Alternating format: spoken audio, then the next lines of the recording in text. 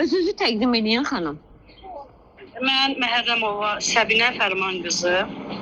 Şikayətiniz nədən ibarətdir? Şikayətim ondan ibarətdir ki, mən bu İnci Babayeva Həsən qızı mənlə lotereya oynayır. Aha. Yəni 5000 manata yaxın lotereya oynamışıq. Tək mən deyiləm, bir şəhid anası da var idi. Yəni 2 nəfər də əlavə var. Biz 4 nəfərik. Sadəcə olaraq bizim hal-hazırda Suraxanı idarədə işimiz gedir, istintaq gedir. Yəni bu lotereya oynamışıq. Mən bunu 3 il tanıyıram. Lotereya oynamışıq. Və lotereya oynayanda da axırda mənim pullarımı verməyib. Tək mən yox, yəni dediyim, sadaladığım insanları 4 nəfərik.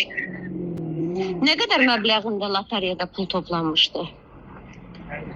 Mən tək məndə 5000-də, hərəmizə 15 mindir də, yəni hamımız bir yerdə 15 mindir. Nə qədər müddətdir ki, ödəmir?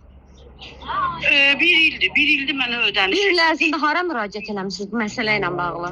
Mən çox yerlərə müraciət eləmişəm, 102-yə də eləmişəm. İndi hal-hazırda Suraxanı Baş Polis İdarəsində də işimiz gedir. Yəni prokuraturaya verilib hal-hazırda. Yəni tək mən deyiləm, bu qızın şər, xata, mən dəfələrlə şantaj eləmək, yəni yalandan ifadələr, yəni yalandan da deyir ki, ya mən pulumu verib, amma verməyib.